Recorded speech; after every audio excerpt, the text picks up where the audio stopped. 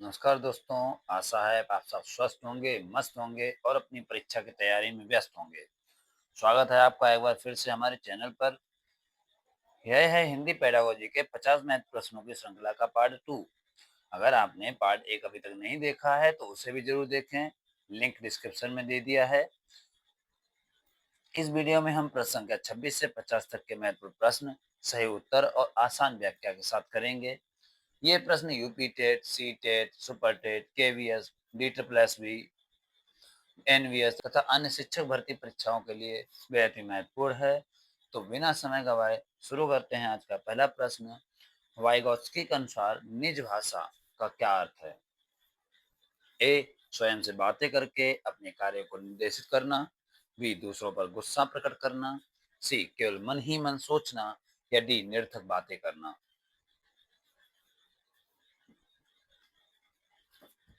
सही उत्तर होगा दोस्तों ऑप्शन ए, स्वयं से बात करके अपने कार्यों को निर्देशित करना।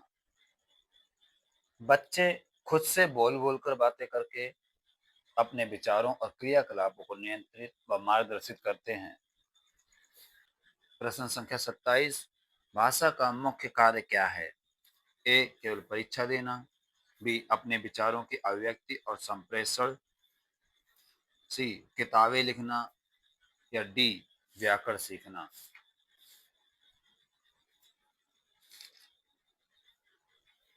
सही उत्तर होगा दोस्तों ऑप्शन बी, अपने विचारों की अभिव्यक्ति और संप्रेषण करना।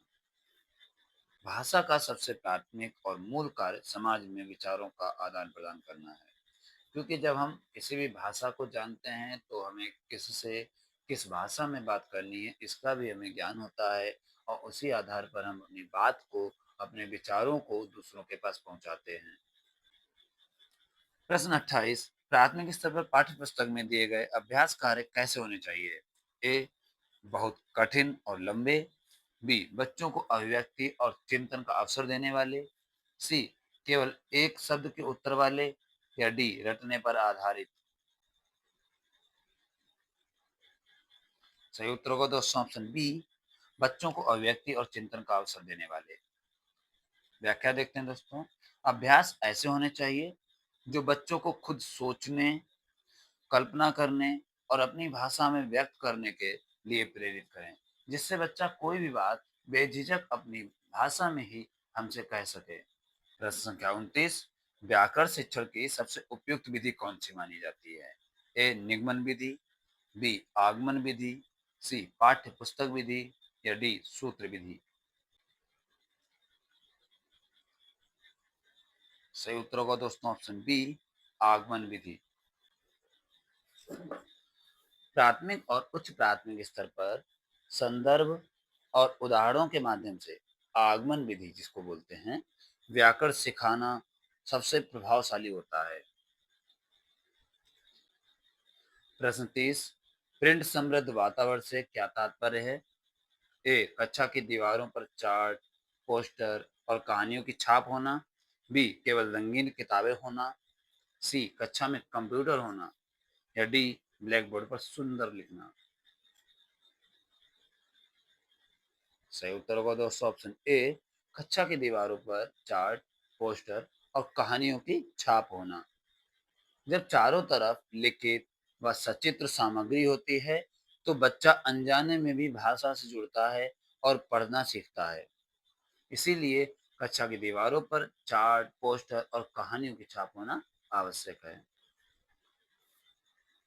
प्रश्न 31, बच्चे भाषा सीखने की क्षमता के साथ पैदा होते हैं, यह विचार किसका है? ए, जीन पियाजे का। बी, बी एफ स्किनर का। सी, नोम चॉम्स्की का। या डी, इवान पावलोव का। सही उत्तर होगा दोस्तों ऑप्शन सी, नोम चॉम्स्की का। नोम चॉम्स्की ने भाषा विकास का जैविक या जन्मजात सिद्धांत दिया था। प्रश्न 32, भाषा शिक्षण में संदर्भ में व्याकरण का क्या अर्थ है? ए, व्याकरण की अलग से किताब पढ़ाना। बी, पाठ पढ़ते समय आए व्याकरणिक नियमों को स्वाभाविक रूप से स्पष्ट करना। सी, व्याकरण की परिभाषा रटाना। या डी, केवल परीक्षा के समय व्याकरण सिखाना। सही उत्तर होगा दोस्तों ऑप्शन बी, पाठ पढ़ते समय आए व्याकरणिक नियमों को स्वाभाविक रूप से स्पष्ट करना। संदर्भ में व्याकरण पढ़ाने से बच्चा भाषा के व्यवहारिक प्रयोग को तुरंत समझ जाता है। प्रश्न संख्या 33, सुनना कौशल के विकास के लिए सबसे महत्वपूर्ण क्या है? ए शांत बैठकर सुनना, बी सुने हुए अर्थ को समझना और प्रतिक्रिया देना, सी केवल शब्दों को दोहराना, या डी वक्ता का चेहरा देखना।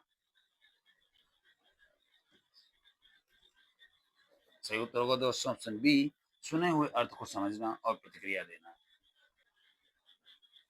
केवल ध्वनि सुनना पर्याप्त नहीं है, वास्तविक सुनना तब माना जाता है जब उसका अर्थ ग्रहण किया जाए, अर्थात सुने हुए अर्थ को समझे भी और उसके प्रति जो प्रतिक्रिया देगा तभी इसको सही मानने में सीखना माना जाता है। प्रश्न 34, प्राथमिक स्तर पर लिखना सिखाने में सबसे कम महत्वपूर्ण क्या है? ए सुंदर और स्पष्ट लिखावट, बी विचारों की अभिव्यक्ति, सी अक्षरों की बनावट, या डी वर्तन की शुद्धता पर अत्यधिक बल।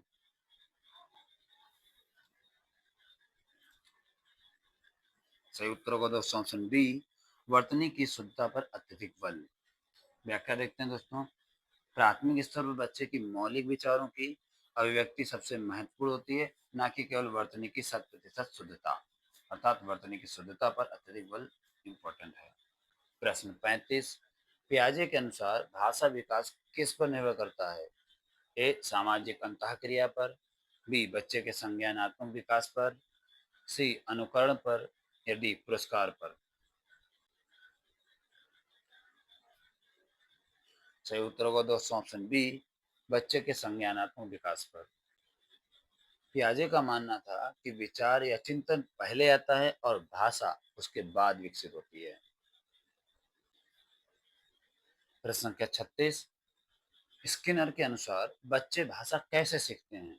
ए जन्मजात क्षमता से, बी अनुकरण और पुनर्बलन से, सी केवल समाज से, या डी अंतर्दृष्टि से।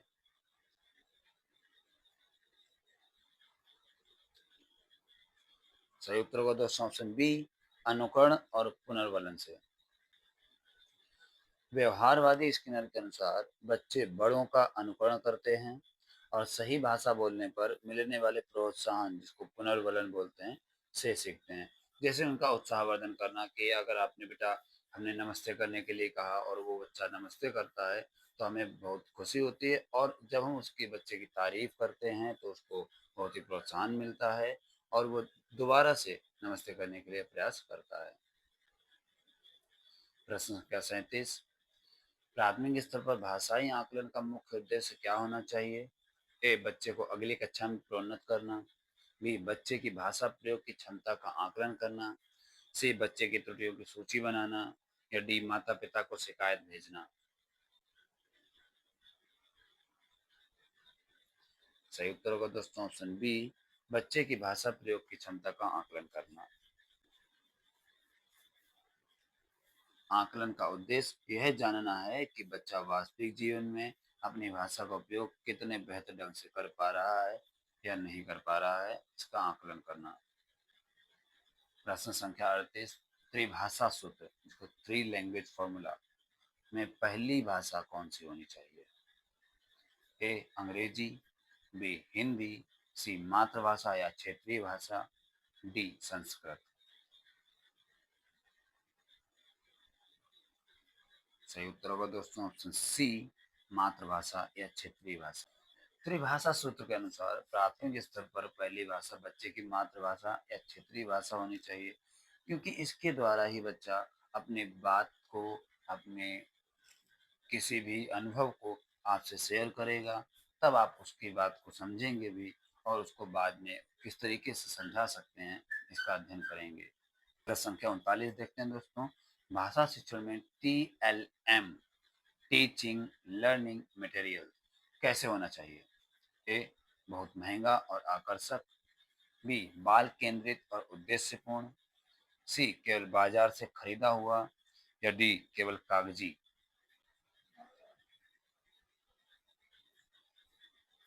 सही उत्तर होगा दोस्तों ऑप्शन बी, बाल केंद्रित और उद्देश्यपूर्ण। शिक्षण सहायक सामग्री ऐसी होनी चाहिए जो सीखने के उद्देश्य को पूरा कर सके और बच्चे की समझ के भी अनुकूल हो, जिससे बच्चे को आप कोई भी बातें आसानी से समझा सकें। प्रश्न 40, अंगूठा छाप या शुरुआती स्तर के पाठक, जिसको इमर्जेंट रीडर्स बोलते हैं, में कौन सी क्षमता होती है? ए, वे कठिन शब्द पढ़ सकते हैं। बी, वे चित्रों को देखकर अर्थ लगाने की कोशिश करते हैं। सी, वे व्याकरण के नियम जानते हैं। या डी, वे धारा प्रवाह पढ़ सकते हैं। सही उत्तर होगा दोस्तों ऑप्शन बी, वे चित्रों को देखकर अर्थ लगाने की कोशिश करते हैं। आरंभिक साक्षरता, जिसको इमरजेंट लिटरेसी भी कहते हैं, में बच्चों में बच्चा चित्रों, प्रतीकों के आधार पर कहानी का अनुमान लगाता है। प्रश्न संख्या 41, कहानी सुनाना स्टोरी टेलिंग भाषा शिक्षण में क्यों उपयोगी है? ए, इससे बच्चे शांत बैठते हैं। बी, यह बच्चों की कल्पनाशीलता और चिंतन शक्ति का विकास करता है। सी, इससे समय बीतता है। या डी, इससे केवल शब्दावली बढ़ती है। दोस्तों हमारे साथ प्रश्नों के उत्तर देते चलें, जिससे आप अपना आकलन भी करते रहेंगे। तो सही उत्तर होगा दोस्तों ऑप्शन बी, यह बच्चों की कल्पनाशीलता और चिंतन शक्ति का विकास करता है। कहानी सुनते समय बच्चे मन में दृश्य बनाते हैं, जिससे उनकी सोच और कल्पना का विस्तार होता है। इसलिए यह बच्चों की कल्पनाशीलता और चिंतन शक्ति का विकास करता है। प्रश्न संख्या 42, बहु सांस्कृतिक कक्षा मल्टी कल्चरल क्लासरूम में एक शिक्षक को क्या करना चाहिए? ए, केवल मानक भाषा का प्रयोग करना। बी, सभी बच्चों की भाषाओं और संस्कृतियों का सम्मान करना। सी, अपनी भाषा थोपना। या डी, बच्चों को आपस में बातें ना करने देना।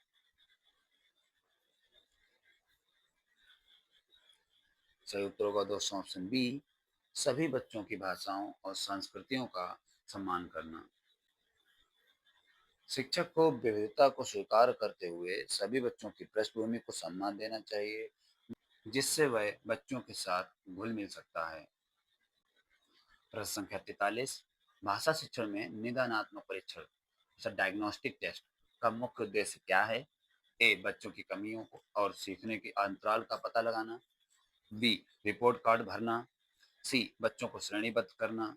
या डी, अभिभावक शिक्षक बैठक करना।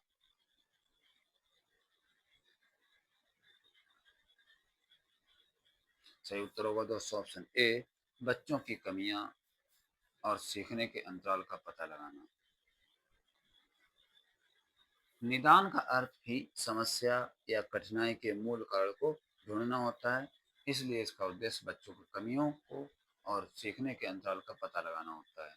प्रश्न संख्या 44 देखते हैं दोस्तों, अधिगम अक्षमता अर्थात लर्निंग डिसेबिलिटी वाले बच्चों के लिए भाषा शिक्षक को क्या करना चाहिए? ए, उन्हें अलग कक्षा में बिठाना चाहिए। बी, उनकी व्यक्तिगत आवश्यकताओं के अनुसार शिक्षण रणनीतियां बनानी चाहिए। सी, उन्हें पढ़ाना बंद कर देना चाहिए। या डी, उन्हें केवल लिखित काम देना चाहिए। सही उत्तर होगा दोस्तों ऑप्शन बी, उनकी व्यक्तिगत आवश्यकताओं के अनुसार शिक्षण रणनीतियां बनाना चाहिए।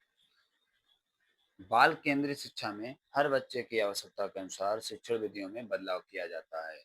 इसलिए उनकी व्यक्तिगत आवश्यकताओं के अनुसार शिक्षण रणनीतियां बनानी चाहिए।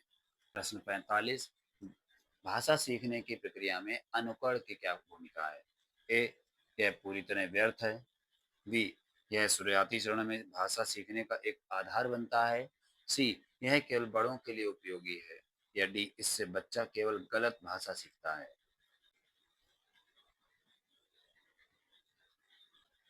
सही उत्तर होगा दोस्तों ऑप्शन बी, यह शुरुआती चरण में भाषा सीखने का एक आधार बनता है। छोटे बच्चे अपने आसपास के लोगों के बोलने का अनुकरण करके ही शुरुआती शब्द और वाक्य सीखते हैं। इसलिए यह शुरुआती चरण में भाषा सीखने का एक आधार बनता है। प्रश्न संख्या 46, भाषाई कौशलों का सही प्राकृतिक क्रम क्या है? ए, पढ़ना, लिखना, सुनना, बोलना। या बी, सुनना, बोलना, पढ़ना, लिखना। सी, बोलना, सुनना, लिखना, पढ़ना, या डी लिखना फिर पढ़ना, बोलना फिर सुनना। सही उत्तर होगा दोस्तों ऑप्शन बी, पहले सुनना, फिर बोलना, फिर पढ़ना और फिर लिखना। LSRW के द्वारा आप इसको याद कर सकते हैं। L for learning, S for speaking, R for reading और W फॉर राइटिंग।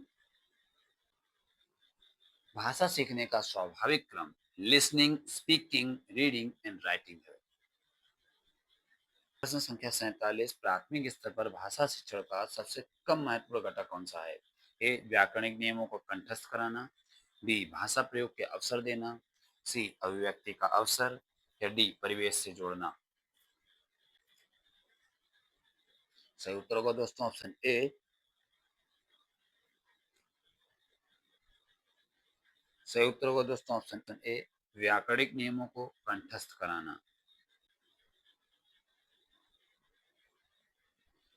प्राथमिक स्तर पर रटना या कंठस्थीकरण सबसे नकारात्मक प्रक्रिया मानी जाती है।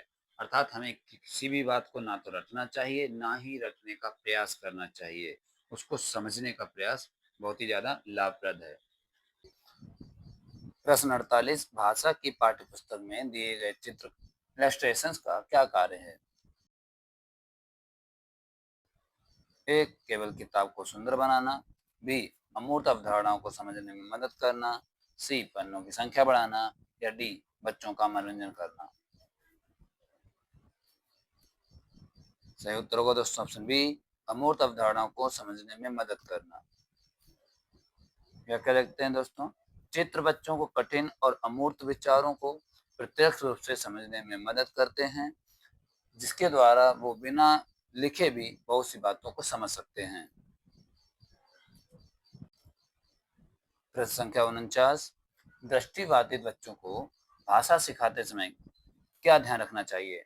ए उन्हें अधिक से अधिक श्रव्य सामग्री उपलब्ध करानी चाहिए, बी उन्हें पढ़ना बंद कर देना चाहिए, सी उन्हें बोर्ड के पास बिठाना चाहिए या डी उन्हें केवल चित्र वाली किताबें देनी चाहिए।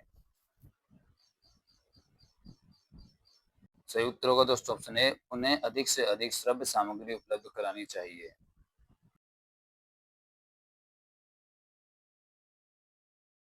दृष्टिबाधित बच्चे सुनकर बहुत जल्दी और प्रभावी ढंग से सीखते हैं, इसलिए ऑडियो सामग्री उनके लिए सबसे प्रश्न संख्या 50 और इस श्रृंखला का अंतिम प्रश्न, एक भाषा शिक्षक के रूप में आपकी सबसे बड़ी जिम्मेदारी क्या है? ए समय पर पाठ्यक्रम पूरा करना, बी बच्चों को भाषा प्रयोग के विविध और समृद्ध अवसर प्रदान करना, सी कठिन परीक्षा पत्र बनाना या डी कक्षा में कठोर अनुशासन रखना।